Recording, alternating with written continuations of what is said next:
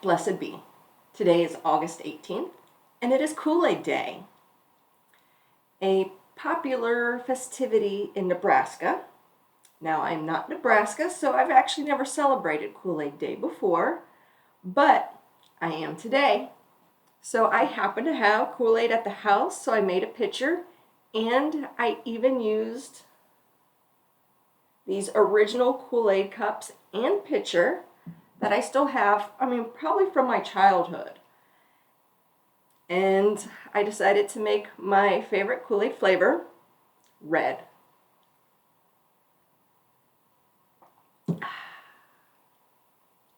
This week at work, I got the fun task of doing somebody else's record drawings.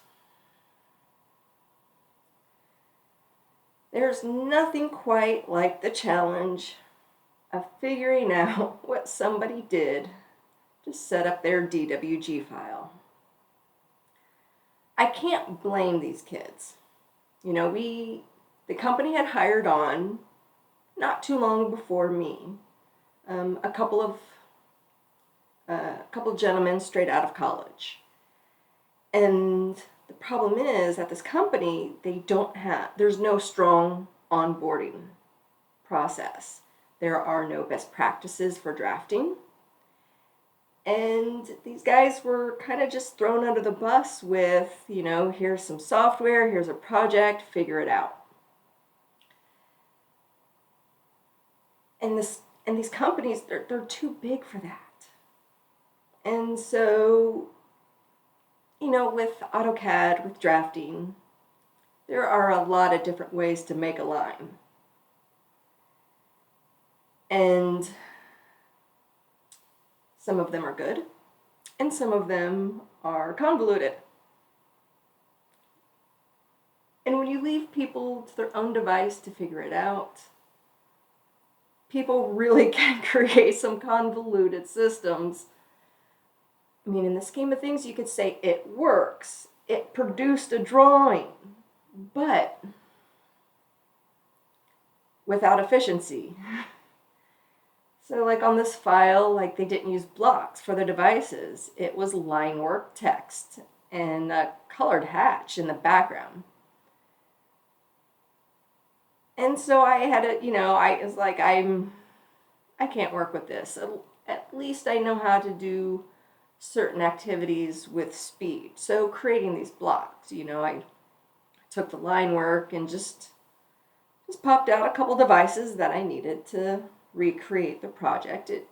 At least it's not like a super huge project, with multiple levels or anything like that. It was a section of a warehouse. So it was a manageable process to get the drawing updated. And if the drawing needs to be used again for future work in this building, now these blocks will be a part of the DWG that will hopefully get passed to the next person. So we'll see. But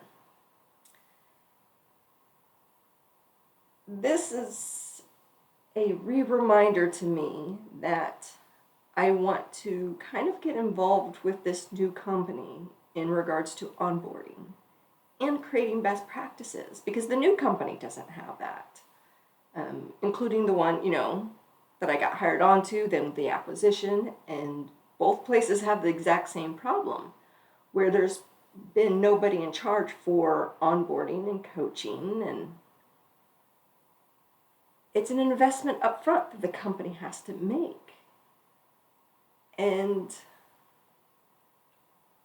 nobody's made that investment yet. So part of this goes into making a proposal that somebody does need to be in charge of these things. Best practices, maintaining a library, onboarding. They all go hand in hand, but it's all overhead. So good luck getting that message through. But I do think it's possible, because it's all about how you present the message. If you are going to do a proposal to CEOs and things like that, you've got to know what's going to interest them for this role, not it's going to make life easier. What's in it for them? how does the company benefit from that kind of overhead and that position? So, who knows what'll happen, but but this week has remotivated me to have that interest in kind of seeing what I can do with this new position or the new company. And maybe it is a new position. Who knows? We'll see. If you'd like to hear more entries into the Cadwitch's Grimoire, don't forget to hit subscribe. And until next time, merry meet, merry part, and merry meet again. Cheers!